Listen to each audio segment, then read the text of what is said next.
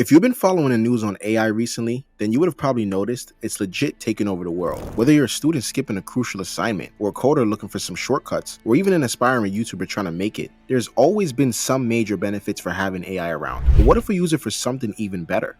Like rewriting a controversial anime or manga ending to appeal to a larger audience. Well, let's take a look at some of the disliked endings and see if Chat-GPT can create a more balanced outcome. Starting with Gege Akutami's Jujutsu Kaisen. This manga had such great momentum with the fandom, especially when they were releasing weekly chapters. But then it took a turn when Gojo was taken out by Sukuna. Since this moment, the audience began to call out the inconsistencies in the manga and felt like Gege was rushing the story. And when the manga ended, there were so many unanswered questions, like what happened to the merger?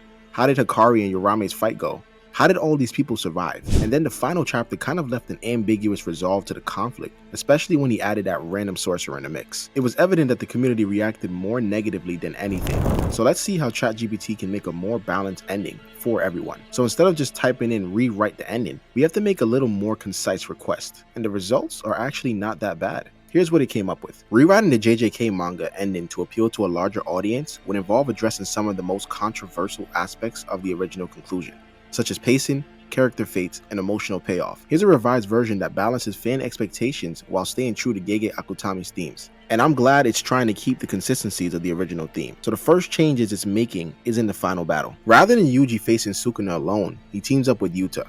This allows for a more strategic and emotionally charged fight, reinforcing the idea that teamwork and bonds are crucial in the Jujutsu society. Yuji fully awakens his true potential as a vessel and taps into both Sukuna's and his own inherited curse energy. Yuta absorbs some of Sukuna's technique using his copy ability, allowing him to counterattack, and Megumi fights back from within, weakening Sukuna's control at a key moment. In the climax, Gojo's lingering will, either through a residual technique or domain imprint, momentarily aids Yuji and Yuta, giving them the final push to land a decisive blow. This change to the battle makes complete sense. Since Yuta was the original protagonist and Yuji is the current protagonist, with both of them being Gojo's students and Megumi being his adopted son, all three of them carrying his will to help defeat Sukuna is the best possible resolution, especially with Gojo coming back momentarily to help, even if it was just in spirit, because it felt like such a wasted opportunity to have Yuta take over Gojo's body without him slightly helping. But what really stands out for this is the aftermath. Megumi is saved but heavily scarred, requiring years of recovery.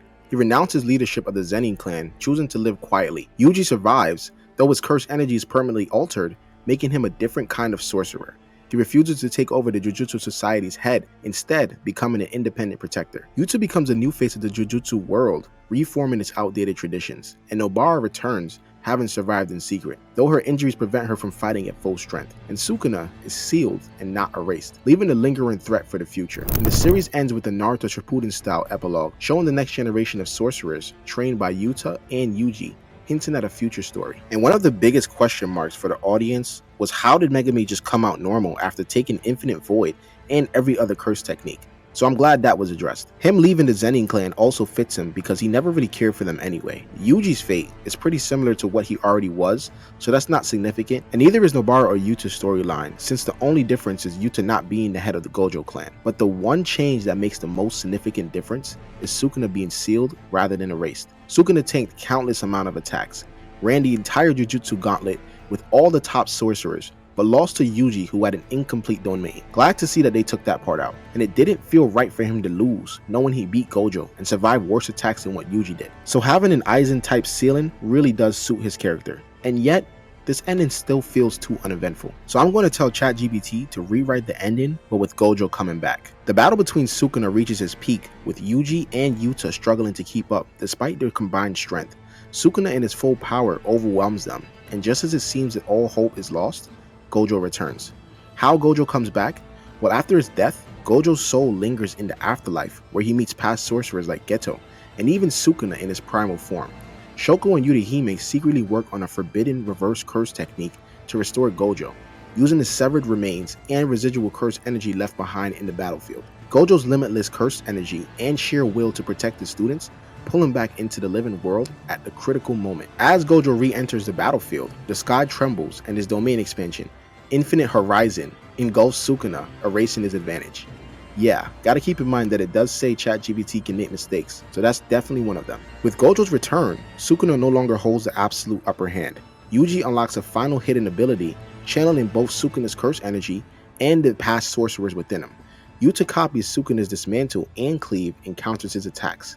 Gojo, in his most powerful state ever, unveils a refined domain expansion that combines both Limitless and Six Eyes, creating an unavoidable attack. So I guess this is why his domain had a new name. It's been upgraded, which is actually a pretty interesting concept for his abilities. Together, they obliterate Sukuna's existence, with Gojo delivering the final crushing blow. Gojo survives, but decides to step away from being the strongest, mentoring the next generation instead. Yuji is recognized as a true sorcerer and not just a vessel, and works alongside Yuta and Megami to rebuild the Jujutsu Society. Megami is saved and wakes up with deep regret, but Gojo reassures him that he's not defined by Sukuna's actions. Nobara returns, alive but scarred, joining the team once more.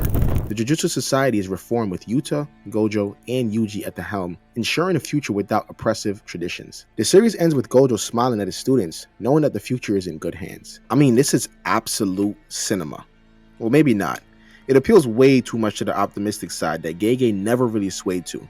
This feels like a fairy tale ending, and yet somehow, Megami lives even though Sukuna was obliterated. A bit inconsistent there, but this would definitely make the viewers happy since 80% are Gojo fans. This version of the ending delivers a much needed fan service along with some emotional payoff, but because it gives off Disney Kaisen and doesn't fit everything Jujutsu Kaisen is, I'd say the first one is better, even without Gojo. So I'd agree that it's a more balanced outcome that people would accept, so I'd give this one an 8 out of 10 score.